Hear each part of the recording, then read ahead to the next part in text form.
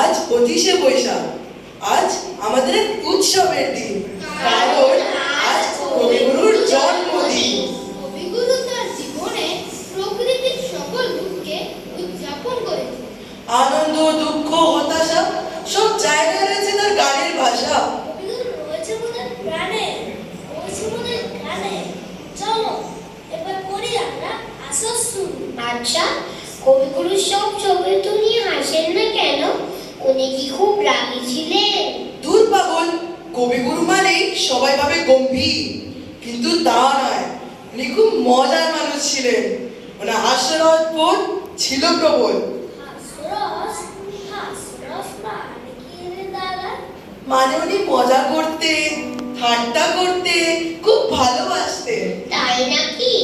শোনাও তাহলে কিছু কবিগুরুর এমন গল্প। একবার এক ঘরোয়া আসর বসেছে, হাসি গল্পে জমে উঠেছে আসর। হঠাৎ কবিগুরু বলে উঠলেন, এই ঘরে একটা বাদর আছে। সবাই চুপ, ওর মুখের দিকে তাকাচ্ছে। গুরুদেব কাউকে আবার বাদর বললেন। সবাই মনে মনে ভাবলেন, কারো কোনো কথায় বা ব্যবহারে গুরুদেবের খারাপ লেগেছে। এদিকে রবীন্দ্রনাথ বুঝতে পেরেছিলেন, তিনি সকলকে চমকে দিয়েছেন। তখন তিনি সকলকে বুঝে বললেন, বুঝলে, এখানে দুটো দোর আছে, অর্থাৎ দরজা আছে। একটা ডান দিকে, অন্যটা বাম দিকে। সে বাম দিকের দরজাকে বলছিলাম বাদর, বাম দিকের দোর মানে বাদুর। ভারী মজার তো কবিগুরু। আমি এতদিন শুধু ভাবতাম উনি গুরু গম্ভীর। উফ, না রে বাবা। আচ্ছা, গল্প তো হলো, এবার একটা গান হোক।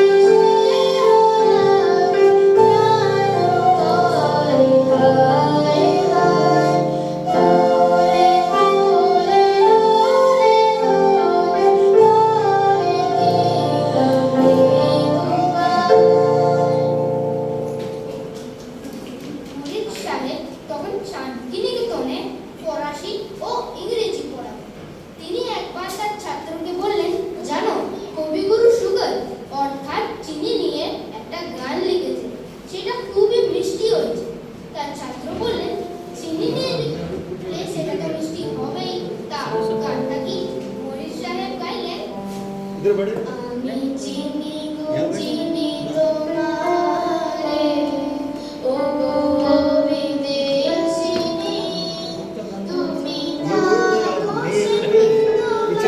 সিংহারে, ও গো বিদেশিনী, আমি চিনি গো চিনি তোমারে, ও গো বিদেশিনী।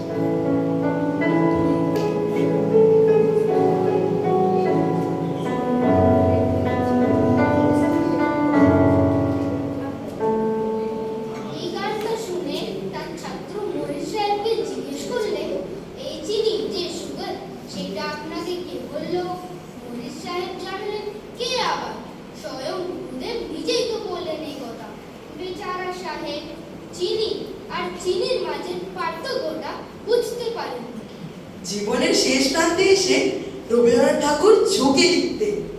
তা দেখে একজন তাকে বললেন, আপনার নিশ্চয়ই লিখতে কষ্ট হচ্ছে, হেলান দিয়ে লিখতে পারেন, এমন এক ছেলে ব্যবস্থা করলে তো সুবিধা হয়।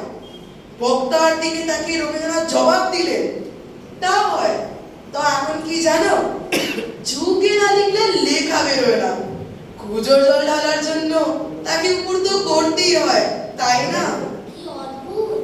একেই বলেন রসগুণ। এবার নতুন প্রজন্মের জন্য কবিগুরু কি বলেছিলেন শোনা যাক। আমরা নূতন যৌবনের দূত, আমরা চঞ্চল, আমরা অদ্ভুত, আমরা ফেরা লাগে, আমরা অসব করে রাঙার নেশায় লাগি। ঝঞ্ঝার পাথর ছিন্ন করে দিই, আমরা বিদ্যুৎ, আমরা চঞ্চল, আমরা অদ্ভুত, আমরা নূতন যৌবনেরই দূত। আমরা করি ভুল, অগাধ জলে ঝাঁপ দিয়ে ঝুঁজিয়ে পাই কুল। যেখানে দাগ পড়ে জীবন মরণ চলে, আমরা প্রস্তুত।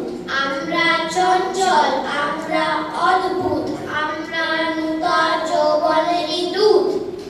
একবার শান্তিনিকেতনের প্রফেসর নেপাল রায়কে কবিগুরু লিখে পাঠিয়েছিলেন, আজকাল আপনি কাজে অত্যন্ত ভুল করছেন, এটা খুব বড় এক অপরাধ। এর জন্য কাল বিকাল বেলায় আপনাকে এখানে আসতেই হবে, আমি আপনাকে দণ্ড দেব। পরের দিন তিনি কবিগুরু বাড়ি গেলেন। কবিগুরু একটা মোটা লাঠি তার সামনে নিয়ে এলেন। তারপর সত্যি এই লাঠিটা এবার মাথায় পড়ল। তারপর কবিগুরু তার লাঠিটা তার দিকে বাড়িয়ে বললেন, এই নিন আপনার দণ্ড, সেদিন এখানে ফেলে গেছিলেন। তারপর নিজের লাঠিটা ভালো করে দেখে চিনতে পেরে হাত ছেড়ে বাঁচলেন নেপাল বাবা। ওরে বাবা, দ্বন্দ্ব নিয়ে কি সাংঘাতিক মজার কাণ্ড। তুই জানিস, ত থ দ ধ করে গোল, কাঁধে নিয়ে ঢাক ঢোল। আর তুই কি জানিস, হস্যই দীর্ঘই বসে খায় ক্ষীর খোল। আমি তো মেঘ দেখতে দেখতে খাই এক হাড়ি দই।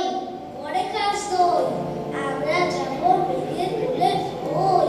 তাই জোগাড় কর জলদি একখানা বই। মেঘের কোলে রোদ এসেছে, বাদল গেছে টুটি, আজ আমাদের ছুটি, ও ভাই আজ আমাদের ছুটি। মেঘের কোলে রোদ এসেছে, বাদল গেছে টুটি, কি করি আজ ভেবে না পাই, পথ হারিয়ে কোন বলে যাই, কোন মাঠে যে ছুটে বেড়াই সকল ছেলে ছুটি। মেঘের কোলে রোদ এসেছে, বাদল গেছে টুটি। আমাদের বাংলায় বলে সোনার ফসল, বয়ে যায় গঙ্গা নদী, হয় কাল বৈশাখী। কাল বৈশাখী সেটা কখনো দেখিনি, সেটা কেমন রে দাদা? সেটা এক ঝড় রে, যা গরমকে ধমক দিয়ে বলে, এই হয়েছে তোর অনেক দাপাদাপি, এবার আসছি আমি, ছড়িয়ে দেব আনন্দের ঝাঁপি। আমাদের কবিগুরু সারা জগতে এক ঝড় তুলে দিয়েছিলেন, তার নতুন দর্শন দিয়ে, গান দিয়ে, ভাষা দিয়ে। আমাদের নিয়ে চলো তবে সেই গ্রাম বাংলায়, যেখানে আবার কাল বৈশাখী বলে সোনার ফসল।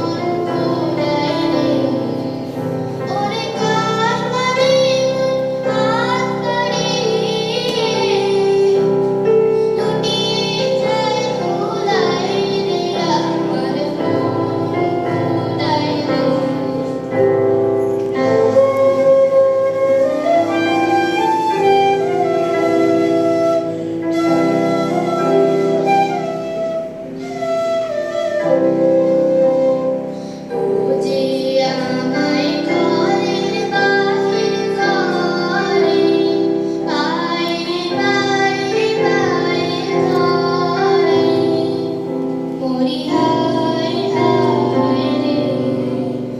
ও যে কেড়ে আমায় নিয়ে যায় রে, যায় রে কোন চুলায় রে, আমার মন ভুলায় রে।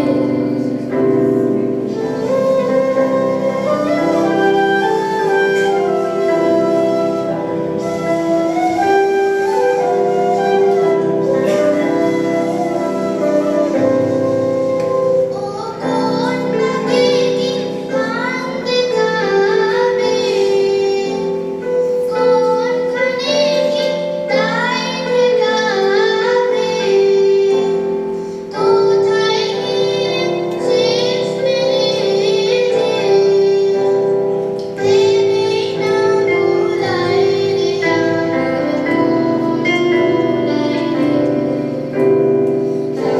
ছাড়া কইরা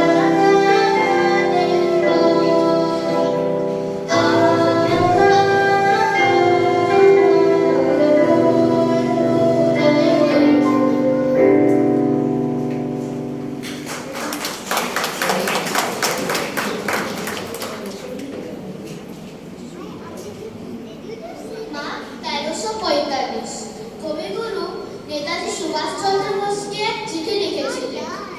স্বদেশের চিত্তে নূতন প্রাণ সঞ্চার করবার পূর্ণ ব্রত তুমি গ্রহণ করেছ। সেই কথা স্মরণ করে তোমার নামে দাসের দেশ নাটিকা উৎসর্গ করলাম। কবিগুরু চিরকাল বলে গেছেন, চিত্ত যেথা ভয় শূন্য, উচ্চ যেথা শির, জ্ঞান যেথা মুক্ত, যেথা গৃহের প্রাচীর। কবিগুরু স্বপ্ন দেখেছিলেন এমন এক সমাজে যেখানে রাজার শব্দের অর্থ এই নয় যে সবার উপরে রাজা। সেখানে রাজা শব্দের অর্থ হলো এমন একজন যে সবার মনে রাজ করে, রাজা যে সকলের পাশে দাঁড়ায়, রাজা যে সাধারণ মানুষের জন্য লড়ে। আমরা সবাই রাজা আমাদের এই রাজা রাজত্বে, নইলে মোদের রাজার সনে মিলব কি সত্যে। আমরা সবাই রাজা, আমরা সবাই রাজা আমাদের এই রাজা রাজত্বে, নইলে মোদের রাজার সনে মিলব কি সত্যে। আমরা সবাই রাজা, রাজা সবার দেন মান, সে মান আপনি ফিরে পান। রাজা সবার দেন মান, সে মান আপনি ফিরে পান। মোদের খাটো করে রাখেনি কেউ কোনো আসতে, নইলে মোদের রাজার সনে মিলব কি সত্যে। আমরা সবাই রাজা, আমরা সবাই রাজা আমাদের এই রাজা রাজত্বে, নইলে মোদের রাজার সনে মিলব কি সত্যে। আমরা সবাই রাজা। তবু মনে রেখো, যদি দূরে যাই চলে তবু মনে রেখো। রবীন্দ্রনাথ ঠাকুর বলে গেছে তাকে মনে রাখতে। আমরা আমাদের রবীন্দ্রনাথকে ভুলবো না। আমাদের রবীন্দ্রনাথ কখনো প্রেমের সাধক, কখনো ঈশ্বরের পূজারী, কখনো প্রকৃতির উপাসক, কখনো বাউল মন্ত্রের পাগল, কখনো দেশের জন্য সোচ্চার। কখনো তিনি আনন্দের জোয়ারে আত্মহারা। আমাদের রবীন্দ্রনাথ আমাদের কাছে এক ঝড়, এক উৎসব। সে ভাষার জাদুকর, সে শব্দ নিয়ে করে খেলা। তার গল্পের দেশে গিয়ে পেটের